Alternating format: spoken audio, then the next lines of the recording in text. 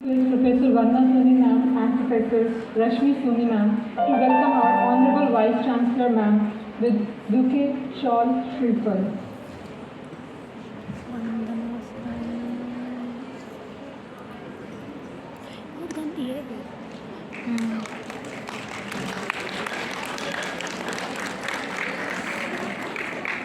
एक बार फिर से करना है, 1 घंटे चलिएगा, 1 घंटे बता रहे May I now request Dr. Sushma Yadav to welcome Professor Smita Banerjee.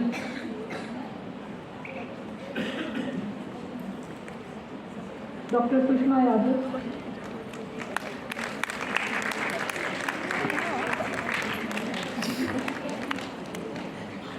May I now request Mrs. Mamta Singh to welcome Professor Kusum Guria ma'am. Mrs. Mamta Singh. Okay. The poetic wisdom of Walt Whitman, I celebrate myself and sing myself. Belonging to the illustrious 1985 batch of the Indian Administrative Service, she graced every post with grace, embodying Robert Frost's ethos of taking the road less traveled. As the inaugural woman officer undertaking pivotal assignments across the diverse landscapes of Uttar Pradesh, from the enchanting districts of Barabanki and Lakhimpur to the bustling corridors of Kanpur, Dr. Jain orchestrated a transformative symphony of change. Serving as the VC of Kanpur Development Authority, Divisional Commissioner of Kanpur, eventually rising to the position of Additional Chief Secretary of Higher Education and Medical Education, her influence transcended state borders, leaving an indelible mark on the nation through the significant contributions to the Department of Higher Education, Information and Technology, and the National Disaster Management Authority. Within the hollowed walls of Harvard University, Dr. Jain's academic prowess shone, earning certificates on health effects on climate change and managing happiness, two very important issues today. For over 2 decades, she has been an unwavering champion of environmental stewardship, undertaking initiatives like cleansing of Ganga Ghats in 2000 and founding the Children's Environmental Army in 2002, where each student became a stanza in the profound poem of sustainability.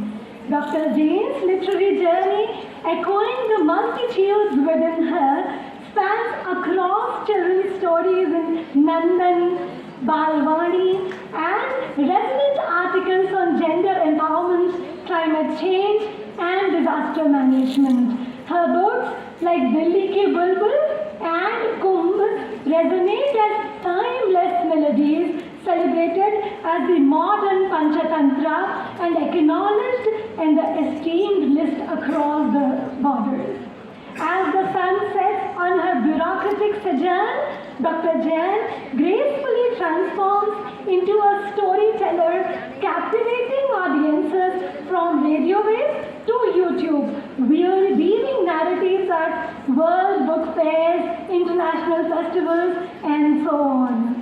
Beyond the runs of words, her commitment extends to the founding of very renowned Dhatri Foundation, a manifestation of Emerson's wisdom. Do not go where the path may lead. I repeat, do not go where the path may lead. Go instead where there is no path and leave a trail. Award adorned her journey, recognizing her indelible mark in administration, environmental conversation, and literature, the love of our lives. In the closing verses of the literary ballad, Dr. Anita Bhatnagar Jain stands tall, a living testament to Tennyson's words to strive, to seek, to find, and not to yield. She is a poetic crescendo in the narrative of change, echoing, I am the master of my fate, I am the captain of my soul. Ladies and gentlemen, please welcome Dr. Anita Bhatnagar.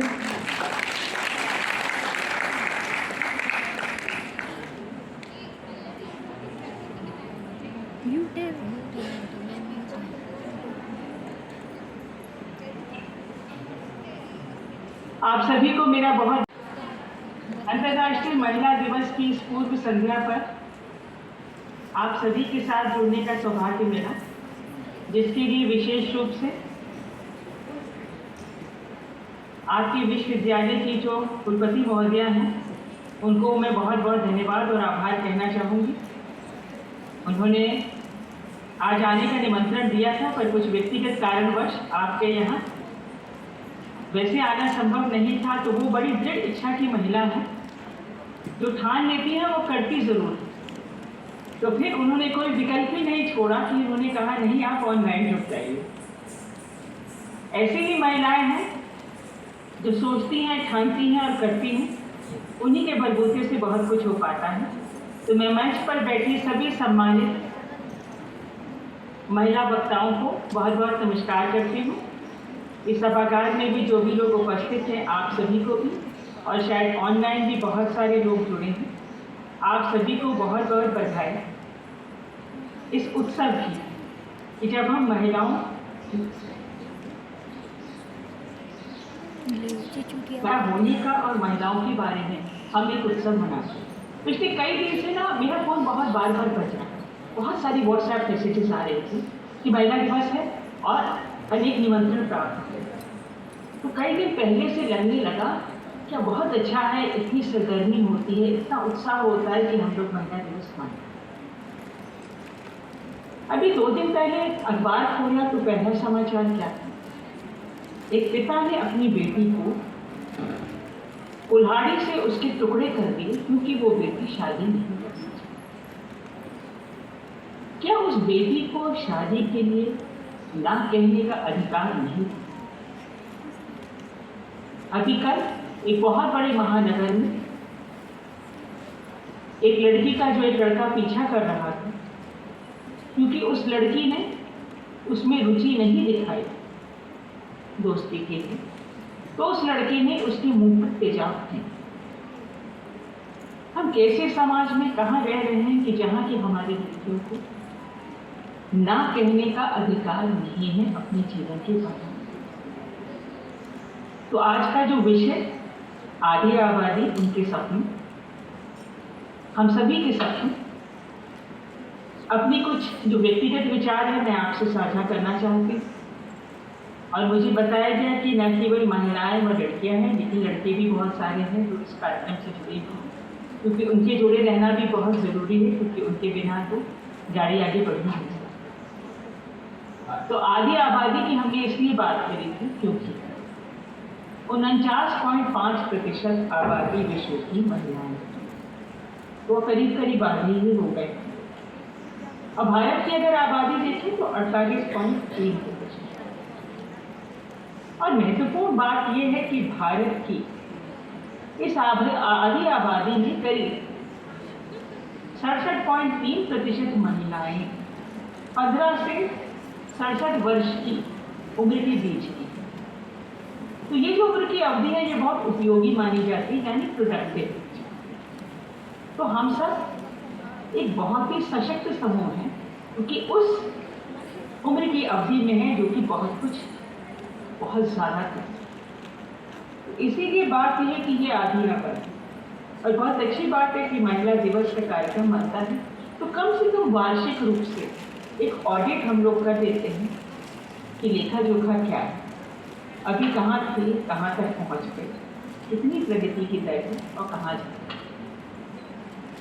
कुछ समय पूर्व एक सांस्कृतिक कार्यक्रम में मैं दर्शक के रूप में बैठी हुई, तो जो संचालक थे उन्होंने बहुत जोर शोर से सबसे कहा,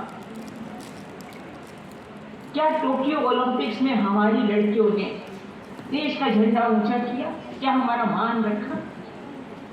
सन्नाटा। वो किसी जने ने भी हाथ नहीं दिया।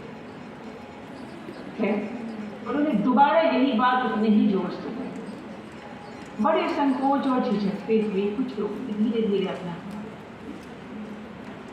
टोक्यो ओलंपिक्स में हमारी बेटी देश का नाम ऊंचा करा, अपने परिवार का नाम ऊंचा करा, हम सबका नाम ऊंचा करा।